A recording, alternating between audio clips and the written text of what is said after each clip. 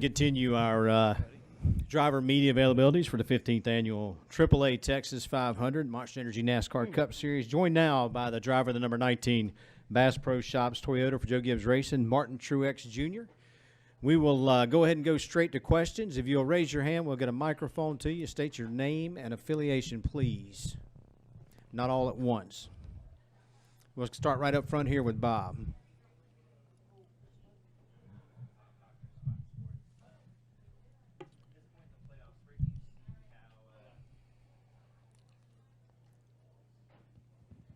How's that? Okay. At this point in the playoffs, how do you see the code of how non-playoff drivers should be racing playoff drivers?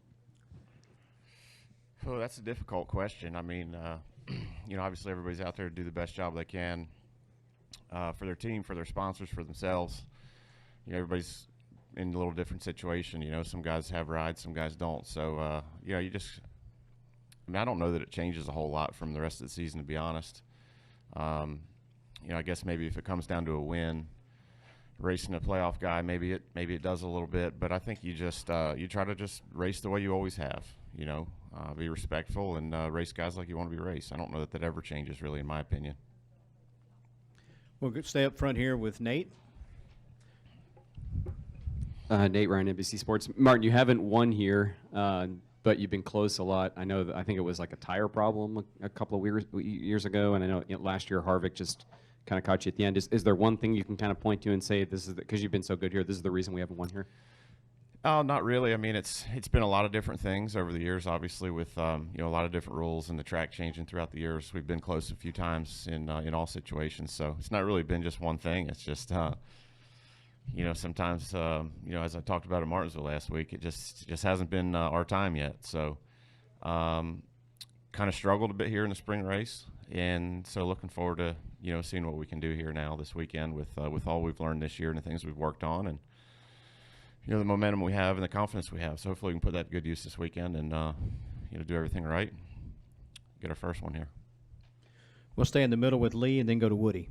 Lee Spencer, RacingVoice.com. Can you just speak to how dramatically your life has changed since you've been paired with Cole Pearn? Because even that first year when he was an engineer but not the guy calling the shots, it's with Todd, that instant comfort level that you seem to acquire has really been a game changer for this part of your career. Yeah, no question. I think it's obviously the proof is in the results, right? So it's been really good, and Cole's just he's an awesome crew chief. He's a great team leader. Does a lot to help me, with the things I need to be better at. Holds everybody accountable, but at the same time, it has fun, and everybody has fun. So there's a lot of reasons, but for him and I, it's just we just clicked from the start, to be honest. Our approach, our background, and obviously the success has been amazing. So you never know when it's going to change, but they all work really hard, and hopefully we can keep it going. We'll go over here to the right to Woody Kane. Woody Kane with MRN. Martin, obviously restarts have gotten crazier, but with the flip-flop of the start-finish line at Phoenix, how much more aggressive is that now that you've got a whole bunch more room to work with down on the bottom, and do you expect it to be even more intense than what we saw earlier there this year with the last race before the championship? I would say it probably hasn't changed quite as much as we thought it would. Restarts in general are just crazy, and I would say less so at Phoenix just because it's, the old rule, the 750 horsepower. It's not the drafting package. Seems like the drafting package on the big tracks is when it really gets wild. So all those short track restarts that we thought used to be somewhat crazy seem pretty tame compared to what we've been kind of doing on the mile and a half this year. So it kind of changes your mindset a little bit, but I would expect it here this weekend to be, to be pretty wild just because, this track's really wide. We're going to have PJ1 on it. There's going to be a lot of lanes that you can run, and, guys are going to be looking for some clean air, so that'll mean a lot of cars side by side. We'll go back to the middle to Jerry.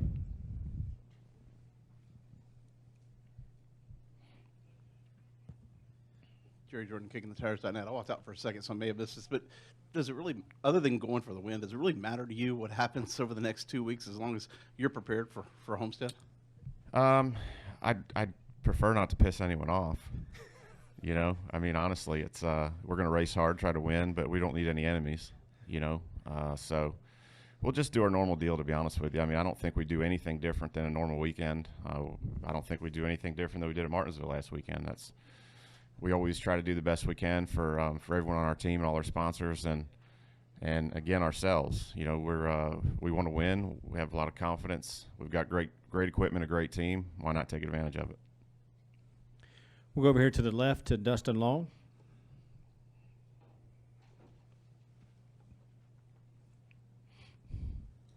Dustin Long, NBC Sports.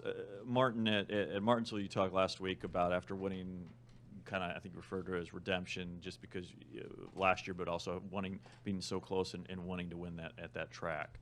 Obviously, you've won in Miami, but to know that you are going to be there racing for that championship, how much of a part of the redemption is that for last year with how that race ended up, with a long run versus a short run being kind of the difference there in a championship in essence?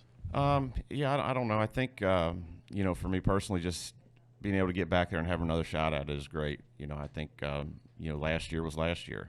You can't turn back time. You can't go back and change things and do things differently. So, you know, I thought we did a great job in that race last year. We had a great car, and it just didn't play out the way we needed it to. And sometimes, you know, again, sometimes those things happen in racing. There's a lot of things that need to go your way to win these things. It's really difficult. So I think our strategy will be similar. We'll go there and try to do the best job we can do. But just to be able to go back there again, you know, to have that opportunity is huge. I mean, it means everything to us. That's, you know, at the start of the year, that's your goal. How do we get to Miami? How do we make the Final Four and get another shot at a championship? So I would say completely unrelated to last year. We're just ready to go again and try for another one.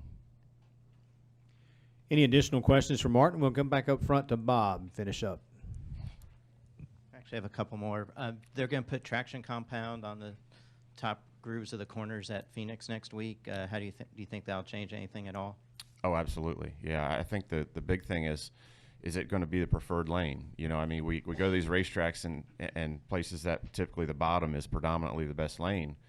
We go spray PJ1 2 or 3 lanes up, and the next thing you know, everybody's trying to get to the PJ1. So instead of a race fighting for the bottom, you're fighting for the PJ1. So it just, every racetrack's a little different. It depends, you know, if that PJ1 is the fastest way around, everybody's going to be going for it, right? So it just depends on how it plays out, and you know, there's not many options when, you know, there's one lane that's the fastest. Everybody's going to want to go for it. And heard something that maybe the Toyota drivers being asked about doing the Rolex next year. Curious if you got asked and if you're considering it at all. I did, and I passed just because I didn't think it was going to be as much fun as I'd hoped. So I don't know. I raced Daytona road course once, and I was pretty terrible at it, so I didn't really want to tear their car up, to be honest. Awesome. Well, Martin, thanks for coming in today, and good luck this Yeah, man. weekend. Thank you, guys.